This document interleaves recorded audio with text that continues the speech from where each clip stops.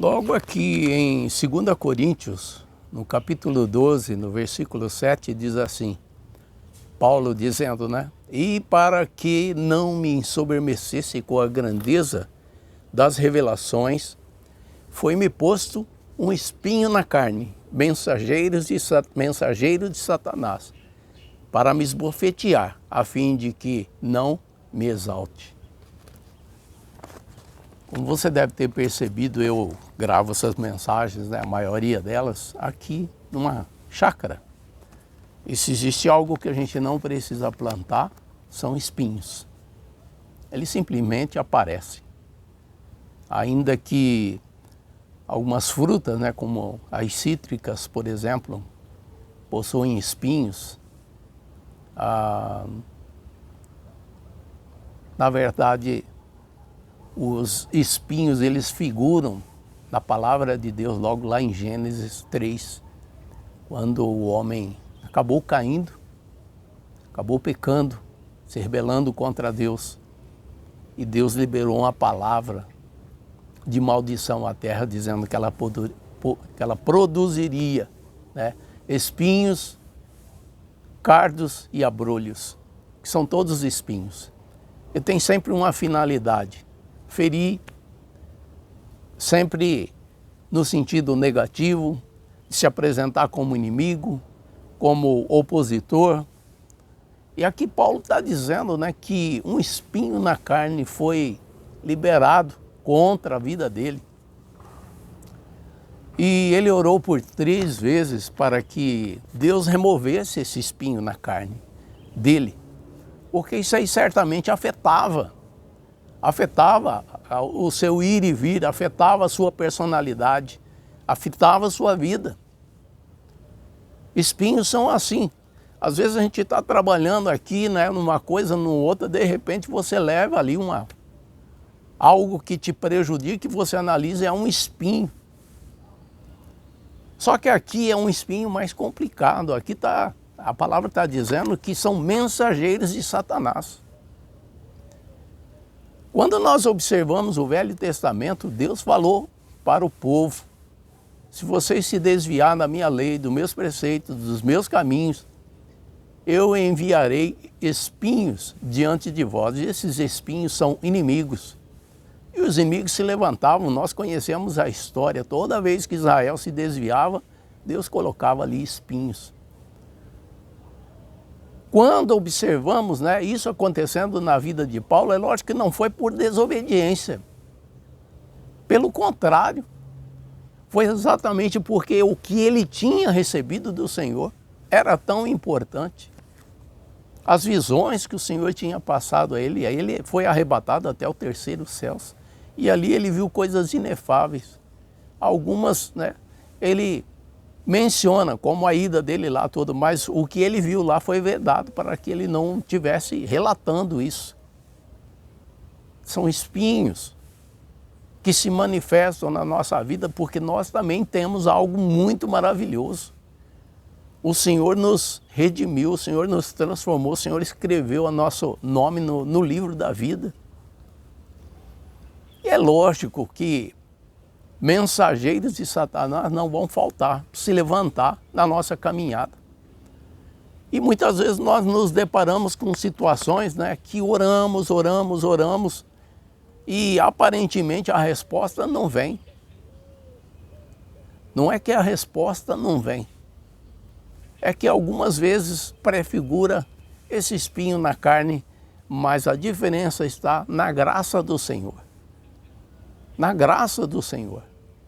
Nós observamos, por exemplo, quando Jó teve a sua vida totalmente transtornada de um momento para o outro. Eu fico pensando se isso ocorresse nas nossas vidas no dia de hoje, né? Na minha vida, na tua vida que está assistindo, como nós reagiríamos?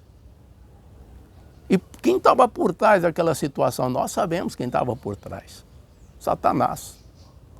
Jesus orou: Pai, se possível, passe de mim este cálice, todavia seja feita a tua vontade.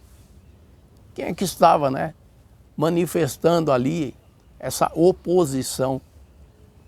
Sabemos quem era. Ele já havia tentado Jesus e questionado até mesmo, né, o fato de Jesus ser Deus. E Paulo recebe essa maravilha, né, de ser arrebatado ao terceiro céu, e ele vê coisas inefáveis, coisas maravilhosas demais, grandíssimas demais. E um espinho na carne se manifesta dele e ele vai orar ao Senhor. Sabe? É lógico que guardadas as devidas proporções, mas nós enfrentamos, qualquer cristão, todo cristão, uma vez ou outra, uma hora ou outra, vai acabar enfrentando situações que prefiguram espinhos na carne, situações que sabemos que não vêm de Deus. Todavia, a ação inicial, a razão inicial, pode ser Satanás, mas a razão final é Deus, o propósito final é Deus. A situação que Paulo exemplifica aqui fica bem claro. A razão inicial era Satanás, era um mensageiro de Satanás. Todavia, a razão final era Deus manifestando graça ininterrupta sobre a sua vida, e Deus fez questão de registrar isso. Sabe? Às vezes nós poderemos nos encontrar, nos defrontar com situações na nossa vida, um vizinho terrível, na qual temos orado e a coisa não muda, e ficamos nessa expectativa. E como cristãos estamos ali, né, colocando diante de Deus e ao mesmo tempo sendo alfinetado pelo comportamento. Às vezes é o cônjuge. Há tanto tempo foi tudo bem, mas agora é difícil, é complicado. São situações que se levantam. Ou às vezes pode ser, né, um chefe que sempre está ali fustigando, procurando situações para trazer, né, fazer com que seja manifesta uma coisa negativa, quando na verdade a pessoa está ali, né, o cristão, a cristã está ali trabalhando, fazendo o seu melhor, mas sempre vem burdoada. São mensageiros de Satanás. Agora ocorre que, se nós continuarmos lendo aqui, diz assim: por causa disso, 3 vezes pedi ao Senhor que me afastasse, que o afastasse de mim. Então ele me disse, presta atenção nisso, ele me disse: a minha graça te basta, porque o poder se aperfeiçoa na fraqueza. De boa vontade, pois, mais me gloriarei nas fraquezas, para que sobre mim repouse o poder de Cristo. Sabe, nesse texto aqui, a minha graça te basta, esse te basta, no original tem um sentido de permanente. A graça fluindo permanentemente. Passa a ideia de que você não vai ali chegar e falar: Senhor, agora eu preciso de graça para enfrentar essa situação. Não, é o contrário. O Senhor está dizendo: a graça continua fluindo sobre a tua vida, o suficiente para você tolerar isso para a minha glória. É assim que Deus está dizendo. Então, nosso posicionamento em relação a essa graça é que faz a diferença no final. Então, ainda que a razão inicial seja o inimigo, a razão final é nós evidenciando o poder, a graça de Deus, a glória de Deus em nossas vidas, através de permanecer ali firmes e inabaláveis, porque só ao Senhor pertence a honra e a glória. Ou seja, em algumas situações nós claramente podemos observar na nossa vida que Deus não remove o espinho, mas aquilo que Ele manifesta de graça em nossas vidas é suficiente para vivermos de fé em fé, de glória em glória, de vitória em vitória. Medite nessa palavra e que o Senhor continue ministrando a tua vida, assim como tem ministrado a minha, acerca desse dom inefável do Senhor, que é a sua graça em nossas vidas.